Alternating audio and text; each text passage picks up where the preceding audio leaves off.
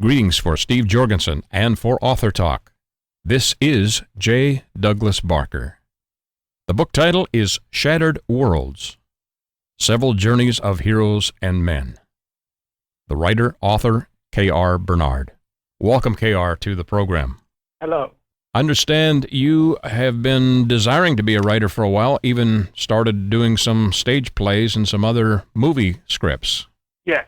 I have written a movie script about, I think I was 16, 17, something like that. And I started writing it. I got close to it, probably like a year and a half, until I moved to another town and I lost the notebook. So that really got me down, but it also helped me to kind of start writing these short stories.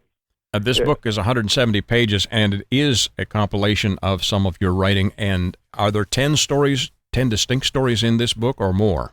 It's 10 distinct stories, and they span from mostly every genre, most genres.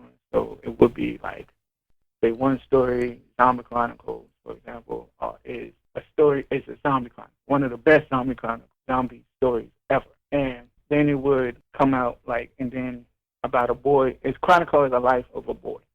Okay. Named Carlos, who from birth in Puerto Rico to living in New Jersey, and from one disaster to the next, he survived. So he has this faith factor that he has to survive this zombie invasion. So then he been brought to a warehouse where this man who is actually a sub-parent to these group of children that he found during this disaster, during the invasion. And so he would help them, feed them, take care of them. But then there's a twist in there that I left out purposely because I just want readers to read about, to get to know the characters and just get the feel of the story without putting that twist in it. Excellent. Because it would change it would rip apart the whole genre of the zombie crime. Some of the short story titles are names like Possessed Days, Six, The Negatives and Positives, The Psyche Void, Curse High, Switch, and Hell's Getaway. Which of those is your favorite? All of them are my favorites.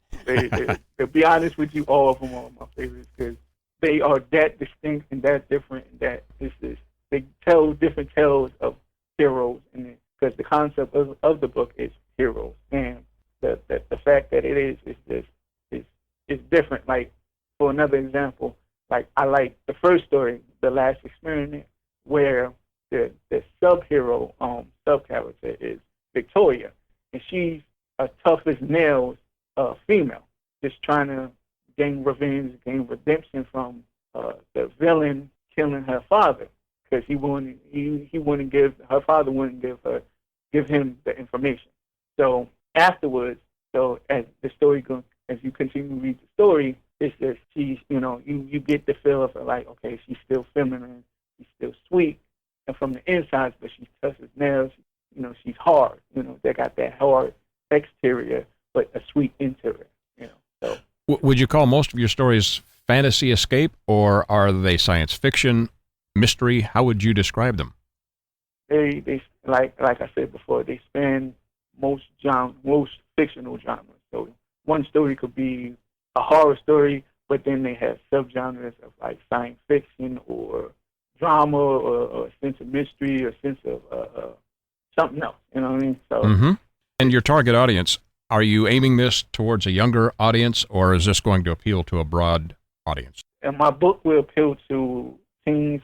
I'm trying to lead on to teens and young adults because of how I have engaging, mature themes and how the dialogue, in some of the stories, the dialogue is,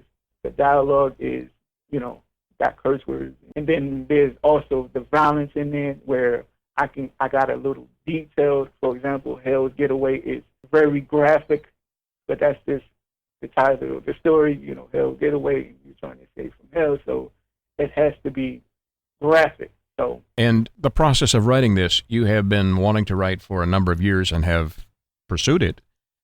How long did it take to put this book together? 2 years. 2 years. And are any of the themes or any of the storylines that are in your book, have they been taken from any real life experiences that you have either observed or been a part of? Yes. For one of the experiences in the story, the Exile Sword. And the Exile Sword is about a boy. It starts off with a boy named KB who, like, was bullying. He deals with bullying. He's down and he's getting bullied into school. And I was like that. I was like, at first, like, when I was younger, I was a bully. So when I was, like, in second, third grade, I was a bully. And then when I moved, I was being bullied a lot more. So it was like, I felt like it was like a cause and effect. Like, I bullied this one person, so now I'm being bullied a whole lot more. So I guess, in that one story, the exiles, or he's being bullied a lot, picked on, pushed off the bus. So it's and some of that stuff did happen to me. So it's like I put a lot of that in my story in the beginning of the story, and then make him into the hero beyond that. After he goes through, after you read about him being bullied, about how KB